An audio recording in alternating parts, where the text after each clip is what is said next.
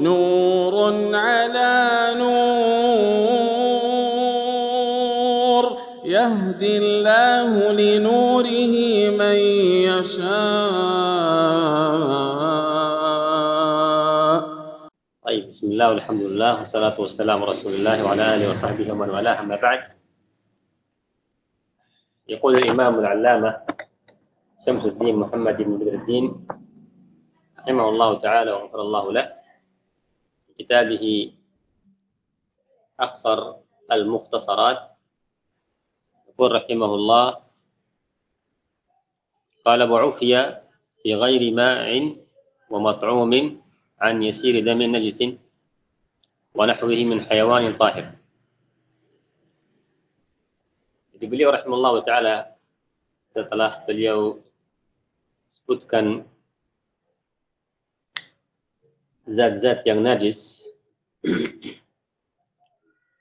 dan beberapa jenis najasa yang tidak bisa dihilangkan, maka beliau rahimahullah ta'ala di sini sebutkan ada beberapa hal yang dimaafkan, yang maknanya adalah ada najasa tetapi dimaafkan, tidak diharuskan dihilangkan. Yaitu beliau di sini sebutkan rahimahullah: wa ufiya fi ghairi ma'i'in wa mat'um. Wa ufiya maknanya adalah dan dimaafkan. Fi ghairi ma'i'in wa mat'um. Fi ghairi ma'i' wa mat'um. Dimaafkan yaitu maknanya tidak diharuskan dihilangkan. Bi ghairi ma'i'. Ghairi ma'i' wa mat'um.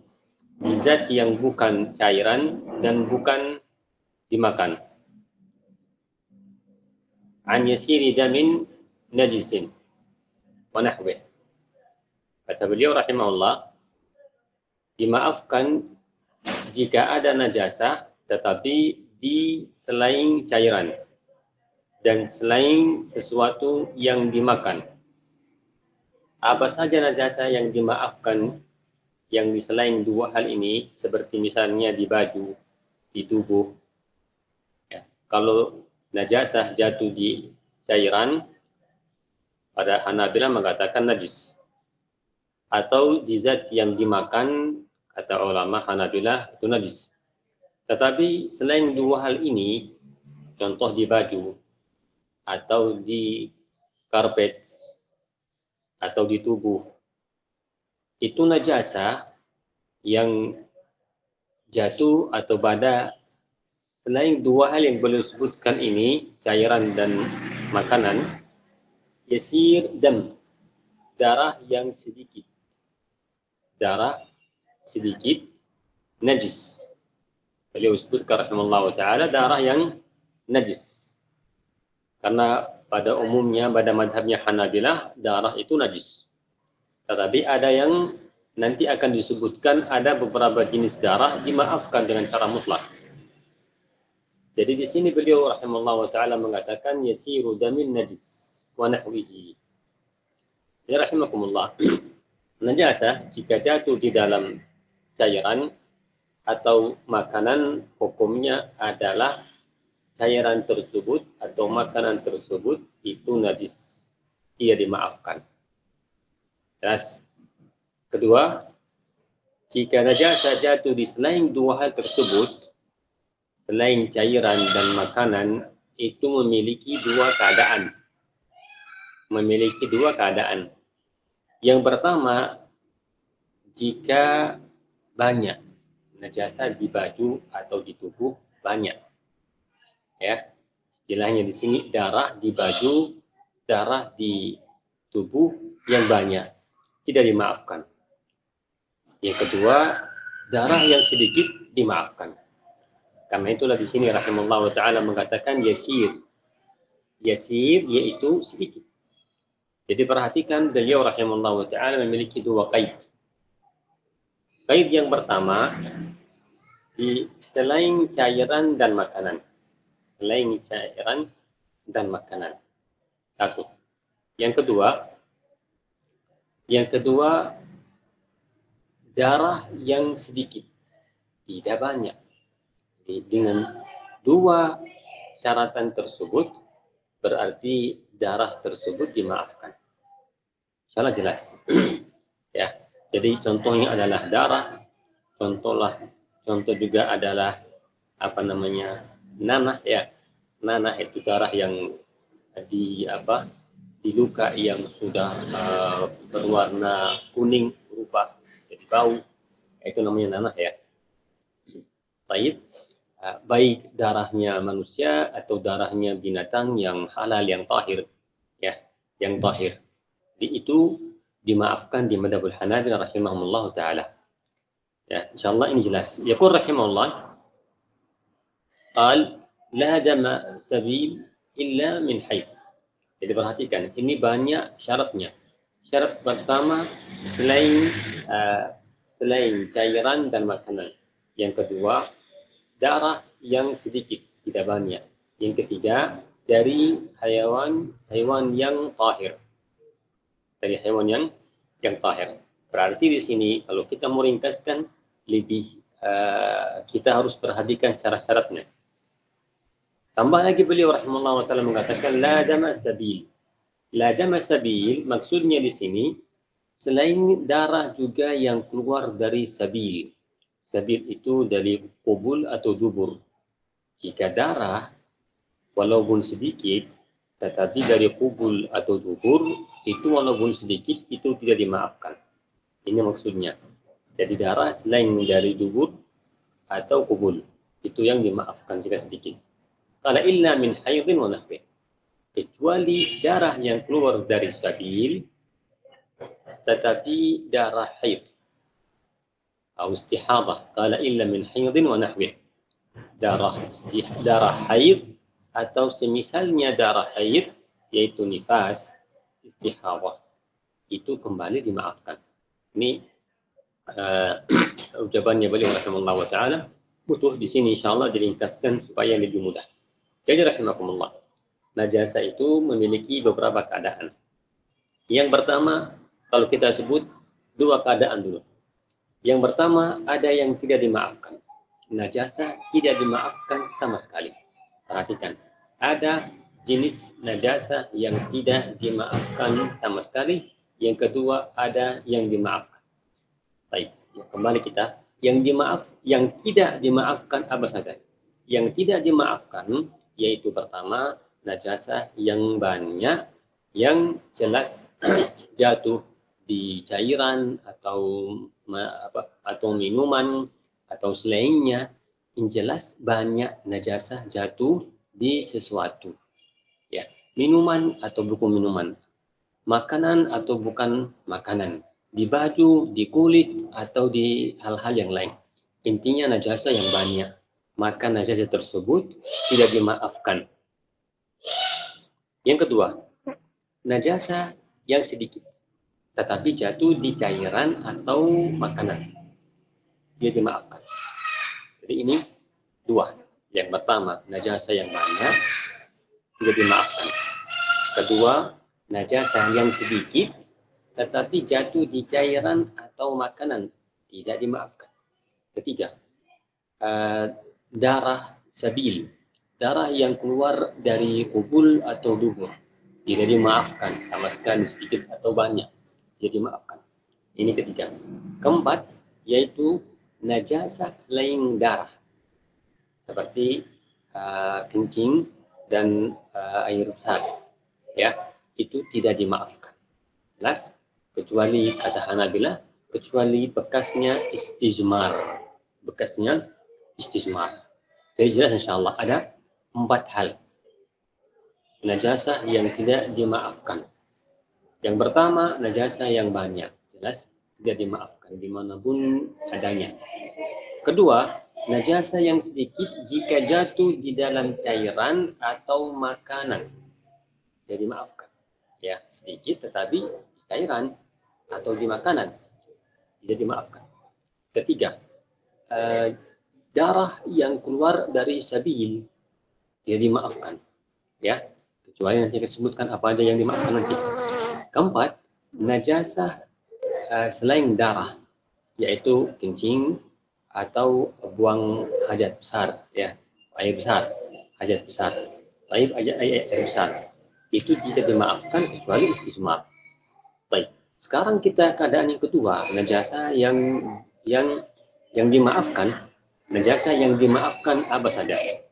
Najasa yang dimaafkan yaitu barakallahu fikum, pertama yasiru dam, darah yang sedikit dan semisalnya darah seperti tadi disebutkan nanah, itu dimaafkan baik dari insan, dari manusia atau dari binatang yang tahir, ya, yang boleh dimakan, yang boleh dimakan, ini dimaafkan. Jadi darahnya sedikit, dan darah pun itu dari manusia atau binatang yang halal yang dimakan, itu darah tersebut dimaafkan.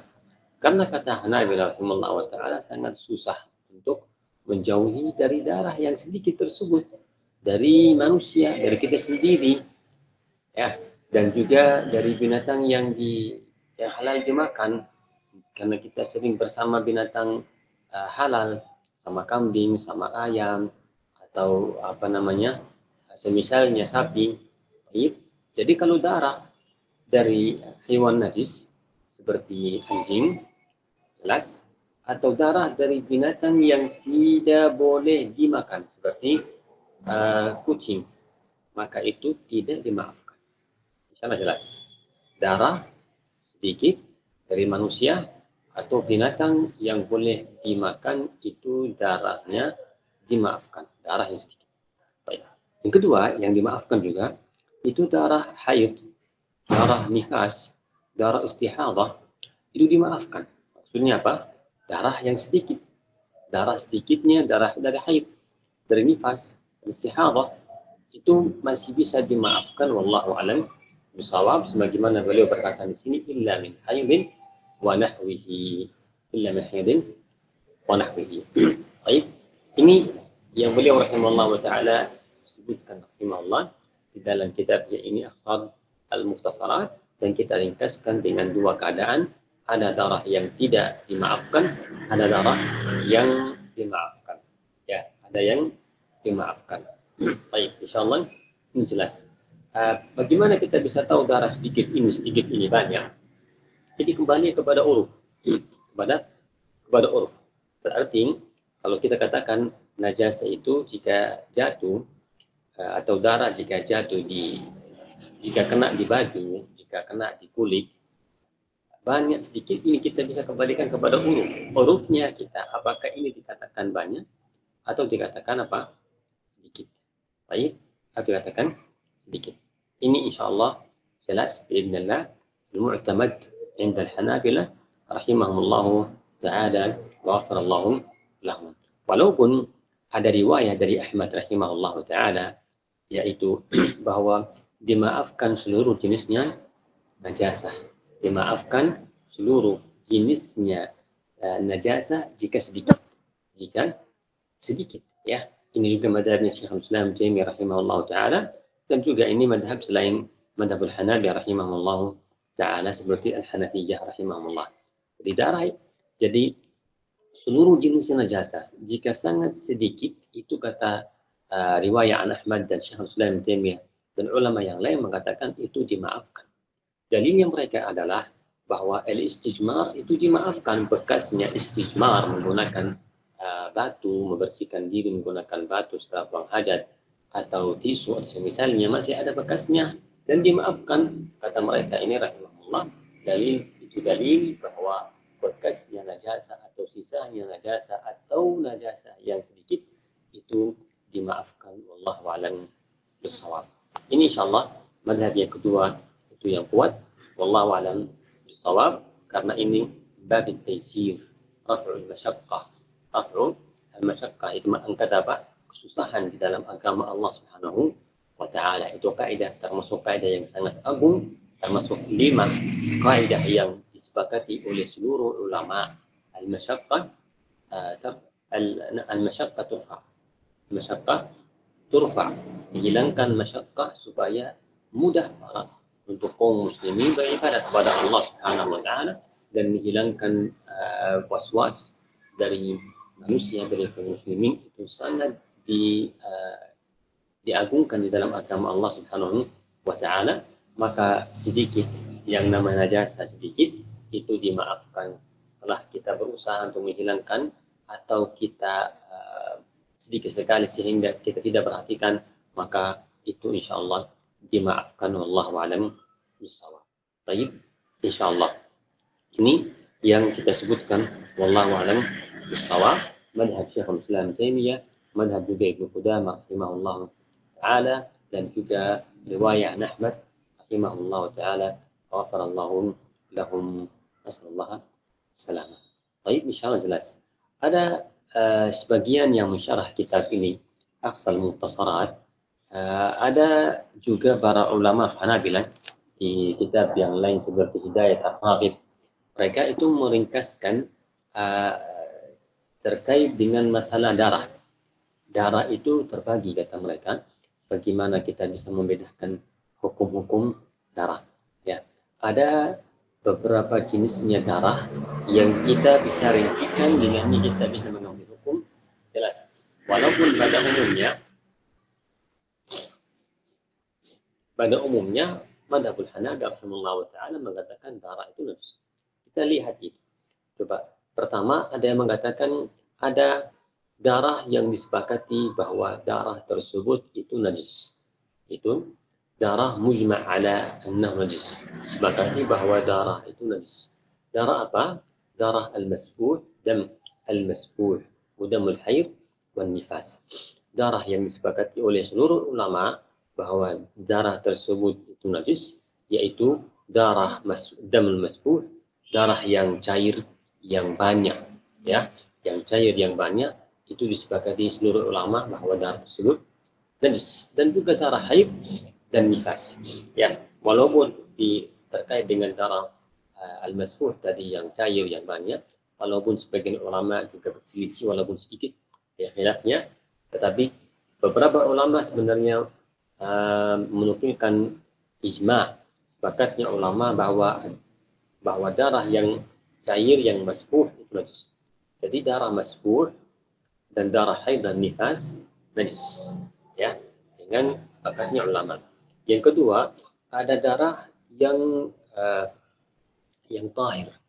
Ada darah yang tahir dan disepakati oleh seluruh ulama juga, yaitu darahnya al-kabid hal. Darahnya al-kabid waktu hal.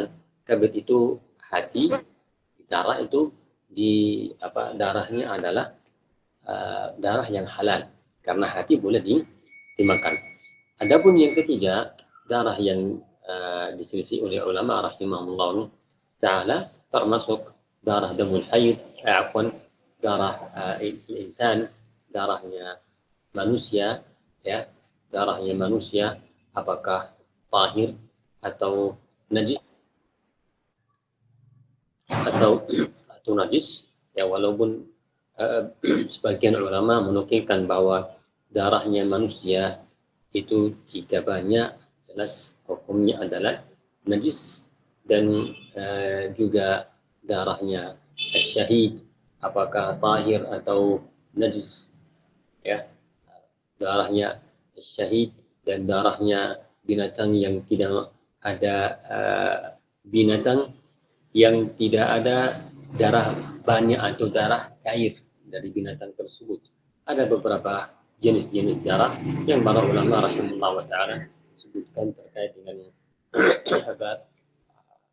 dengan masalah darah. Kembali kita asalnya ke bahasan kita supaya insyaallah mudah kita pahami biidznillah. Jadi itu yang beliau rahimahullah ta'ala sebutkan terkait dengan ada beberapa jenis darah atau beberapa jenis najasah yang tidak dimaafkan, ada beberapa jenis najasah yang dimaafkan. Setelah itu beliau rahimahullah ta'ala mengatakan qala ma la nafsa lahu sa'ilah wa qamlun wa baraghithun wa ba'udun wa nahwaha tahiratun mutlaqan. Beliau di sini rahimahullah ta'ala mengatakan wa ma la nafsa lahu sa'ilah. Beliau rahimahullah ta'ala mengatakan wa ma la nafsa lahu sa'ilah. Ini beliau ingin sebutkan tentang darahnya serangga. Ya, serangga. Binatang kecil, serangga yang tidak ada darah banyak. Apa hukumnya? Di sini diistilahkan ma la nafsa lahu saila. Maksudnya nafs yaitu darah. Para ulama dalam fikih jika mengatakan ma la nafs yaitu maknanya adalah tidak ada darah. Sailah yaitu cair. Jadi binatang yang tidak memiliki darah yang cair. Berarti jelas binatang itu ya tidak mungkin dibilang binatang besar. Berarti apa? Serangga. Serangga yang jelas tidak memiliki apa? Darah cair. Apa? Seperti apa? Kata beliau, qala wa qaml. Qala rahimallahu ta'ala, qala wa qamlun. Sebelumnya, jika kita memahami tadi istilahnya mereka rahimallahu ta'ala itu sangat penting supaya kita bisa memasukkan hal-hal yang lain di dalam istilahnya mereka ini. Jadi serangga kecil yang tidak ada darah cair. Seperti apa? Kalau wakamlun, walaupun di sini dengan waw atuf berarti dimasukkan di dalam hukum serangga yang tidak memiliki darah, dimasukkan di dalamnya adalah kamil, ya kutu. Baik, paragraf juga sebenarnya itu hampir sama kutu, tapi kutu kalau kamil itu kutu kepala rambut, kalau paragraf itu kutu tubuh, ya seperti itu. Dan ba'ud itu nyamuk, wanahwaha, ya wanahwaha itu dan sejenisnya, ya. Jadi serangga yang tidak memiliki darah cair itu sepertinya apa? Lalat, ya, seperti lalat dan seperti lebah dan seperti juga apa namanya taun, ya, dan seperti yang beliau sebutkan di sini kutu, ya, seperti juga laba-laba, ya, dan apa namanya yang disebutkan di sini ba'ud yaitu nyamuk. Nyamuk darahnya itu bukan darah nyamuk, itu darahnya apa namanya yang dia gigitnya, ya, yang digigitnya.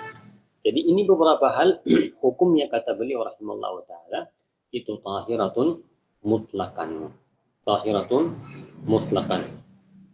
Tahiratun mutlakan maknanya mutlakan di sini itu baik masih hidup atau sudah mati, ya. Baik masih hidup atau sudah mati. Jadi seluruh serangga yang tidak memiliki darah sendiri, yang darah cair, ya, itu hukumnya adalah darahnya itu adalah apa? Atau binatang tersebut atau serangga tersebut hukumnya itu adalah tahir. Jadi lalat hukumnya tahir, ya. Maka yang disebut dengan dalilnya ketika lalat jatuh di dalam minumannya kita itu disuruh hanya dimasukkan 2 kali 3 kali baru dibuang, berarti tahir. Dan dikiaskan hukum ini pada sejenis lalat. Jadi serangga yang tidak memiliki darah itu hukumnya adalah tahir mutlakan baik hidup atau sudah mati. Taib, walaupun sebagian ulama mengatakan syaratnya di sini ada disebutkan syarat. Nah, bila disebutkan ada syaratnya, yaitu jika tidak dilahirkan dari zat yang najis. Jika tidak dilahirkan dari zat yang najis. Jadi serangga yang tidak dilahirkan dari zat yang najis. Seperti apa? Seperti ulat. Ulat itu kata Hanabila dilihat. Jika ulat itu tumbuh dari atau ya bukan tumbuh apa namanya terwujud hidup di tempat yang tahir, ya, di makanan dan sejenisnya tahir, itu lalat ulat tersebut tahir. Tetapi jika hidup di tempat yang najis seperti bangkai, itu Hanabila mengatakan najis. Karena apa najis? Karena hidupnya di tempat najis. Ya, jadi kalau mau diringkaskan dengan syarat ini yang saya sebutkan di sini, ditambahkan yaitu serangga yang tidak memiliki darah itu tahir dengan 2 syarat. Yang pertama, jika tidak ada darah yang cair, tidak memiliki darah yang cair. Yang kedua, jika apa namanya hidup di tempat yang tahir, hidup di tempat yang tahir. Jelas? Berarti kebaliknya, serangga yang ada darah yang cair, ya, darah yang cair berarti itu najis. Ya, sebesarnya serangga kecil yang besar yang ada darah, ya, yang ada darah, hukumnya adalah najis. Kalau misalnya kodok mungkin ya, jelas. Kalau tikus dan semisalnya itu jelas najis. Kenapa? Karena darahnya dia najis, karena cair. Dan juga binatang atau serangga yang hidup di tempat yang najis. Insyaallah ini jelas. Dalilnya Hanabilah rahimahullah yang saya sebutkan tadi dari Imam Al-Bukhari terkait dengan lalat. Idza waqa'a ad-dubab fi syarabi ahadikum. Jika lalat jatuh di minuman kalian, kata Rasulullah, falyaghmishu, maka dicelupkan, dimasukkan dalam airnya, malah bukan langsung dibuang, dicelupkan, ya. Kemudian yanzahu, ya, setelah itu diambil dan dibuang. Kata Rasulullah, fa inna ihda janahihi da wal akhar shika, karena di satu sayapnya ada penyakit dan di satu yang keduanya ada obatnya. ada obatnya. Jelas? Karena itulah lalat biasanya kalau jatuh dalam air itu dengan satu sayap, maka jika kita celupkan lagi akan tercampur sayap yang satu laginya yang ada obatnya yang menghilangkan menyakitnya di sayap yang pertama, maka air tersebut tidak ada menyakitnya. Baik. Dan perhatikan hadis ini bukan menyuruh kita minum, tetapi menyuruh kita hanya mencelupnya. Bisa celup, terserah kita mau minum atau kita mau buang, tidak ada masalah. Baik, insyaallah. Dan jelas lalat tersebut jika kita celupkan itu biasanya mati, apalagi jika airnya minumnya hangat atau panas, pasti dia celupnya sekali aja pasti sudah mati. Berarti kayak bahasnya kita bangkai yang kecil yang jatuh di dalam air, atau masih hidup tapi kita matikan karena kita celupkan di dalam air yang panas misalnya, ya. Apa hukumnya tersebut? Jawabannya adalah tahir. Kenapa tahir? Serangga tersebut karena tidak ada darah yang cair. Insyaallah ini jelas, barakallahu fikum. Ya, sehingga para ulama mengatakan ilahnya, sebabnya itu bangkainya najis adalah darah, dan binatang tersebut atau serangga tersebut karena tidak memiliki darah berarti bangkainya adalah tahir. Ya, bangkai adalah apa? Tahir. Ya, jelas insyaallah ini bukan artinya tahir dibolehkan makan lalat dan sejenisnya, bukan. Tapi maksudnya apa? Maksudnya jika jatuh di dalam minuman, maka minuman tersebut itu tidak berubah menjadi najis karena tidak memiliki darah. Baik, ini insyaallah. Baik. Adapun yang tadi saya sebutkan, serangga yang tidak memiliki darah, tetapi dia hidup di tempat yang najis. Ya, tempat yang apa? Yang najis. Seperti apa? Seperti para ulama, mereka sebutkan seperti ulat tadi sebutkan. Ya. Ulat yang hidup di tempat yang najis. Ya, tempat yang najis. Bahkan mereka berikan contoh, jika di lukanya orang sudah busuk sehingga ada ulat di dalamnya, maka ulat tersebut adalah najis. Ya, baik hidup atau sudah mati. Sama juga sebutkan mereka itu kecuali yang hidup di tempat kotoran, ya, di tempat najis, bukan asal di kamar mandi. Kamar mandi belum tentu dikatakan dari tempat kotornya langsung. Ya, makanya istilahnya mengatakan di kunut. Kunut itu memang di apa istilahnya, di tempat apa buangnya kotoran, ya, buangnya kotoran. Baik, ini insyaallah yang Hanabilah rahimahullah wa ta'ala mereka sebutkan para ulama. Walaupun ada manhajnya Ibnu Taimiyah rahimahullah wa ta'ala dari ulama Hanabilah, beliau mengatakan ulatnya yang di lukanya, ulat yang didapatkan dari luka manusia yang sudah ada ulatnya, itu Isya Islam mengatakan itu tahir. Ya, mengatakan apa? Tahir. Insyaallah ini jelas. Jadi kita kalau kita mau bagikan tiga, dan mungkin dijadikan ini yang telah kita bahasnya. Yang pertama, serangga yang tidak memiliki darah, seperti tadi apa? Seperti tadi disebutkan nyamuk dan semut dan lalat dan taun, laba-laba dan kutu dan semisalnya. Itu hukumnya adalah apa? Tahir. Satu. Yang kedua,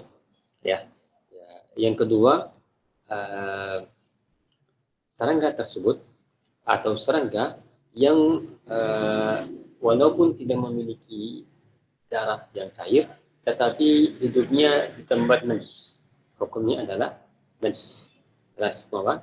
Najis. Baik. Yang ketiga yang saya tambahkan di sini, itu berarti serangga yang memiliki darah. Yang memiliki apa? Darah. Tadi kan serangga yang tidak memiliki darah, hukumnya tahir. Kedua, serangga yang tidak memiliki darah juga, tapi karena itu di tempat najis, maka najis. Baik. Yang ketiga ini berarti serangga yang memiliki darah, seperti apa istilahnya? Tokek ya, kalau istilahnya tokek, atau istilahnya apa istilahnya?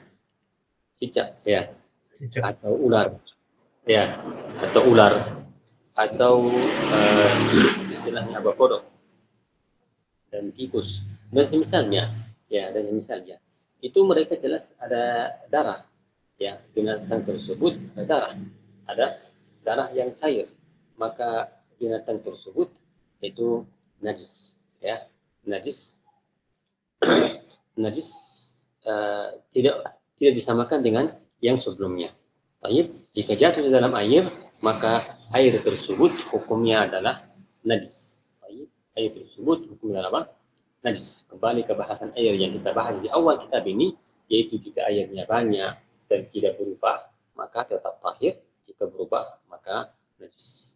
Baik, ini insyaallah wallahu a'lam bissawab. Sampai sini mungkin kita bahas di majelis ini. Kita akan tundahkan bahasan yang lain di majelis akan datang dari Allah Subhanahu wa taala. Walaupun sebenarnya tinggal sedikit ini. Tetapi lumayan juga ya, penjelasannya lumayan.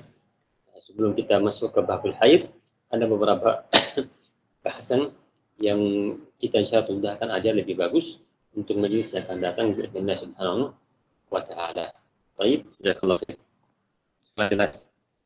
Afwan Syekh, di sini ada soalan. Apakah hukum memakan binatang yang diternak dengan memakan bangkai atau najis? Itu kita telah bahas di majelis yang sebelumnya, mungkin yang beberapa majelis yang sebelumnya, yang namanya al-jallalah. Binatang yang seperti misalnya jelas itu, contoh yang paling jelas adalah ayam atau bebek atau misalnya, ya kan? Itu yang makan dari tempat yang najis, jelas yang makan kotoran, makan najasa, ya itu kita sebutkan namanya dalam fikih al-jallalah, dalam hadis Ibnu Umar al-jallalah, ya. Dan al-jalal tersebut hukumnya adalah dijauhkan dari najasa, dijauhkan dari tempat kotor dan diberikan makanan yang tahir ya selama 40 hari. Selama 40 hari, setelah 40 hari itu sudah tahir ya. Walaupun juga sebagian ulama mengatakan tidak mesti 40 hari. Jika 40 hari masih ada baunya najasa, ya maka tetap diberikan waktu yang lebih lama lagi, ya diberikan waktu yang lebih lama lagi. Jelas namanya al-jallalah. Baik, barakallahu fiik. Taufik, barakallah. Sepertinya sudah selesai, Syekh. Insyaallah, barakallahu fiikum ila huna insyaallah. Intinya alhamdulillah kita sudah dapat beberapa faedah. Yang pertama terkait dengan darah, yang kedua terkait dengan serangga. Alhamdulillah. Asallallahu subhanahu wa ta'ala an yubarik lana fi awqatina wa a'malina.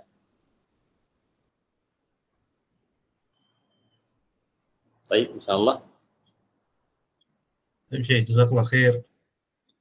Barakallah fiik. Barakallah. Hafizakumullah. Baik, ila huna. Salam untuk teman-teman semua. Jazakallah khair. Insyaallah, Syekh. Barakallahu fikum. Assalamualaikum warahmatullahi wabarakatuh. ويضرب الله الأمثال للناس والله بكل شيء عليم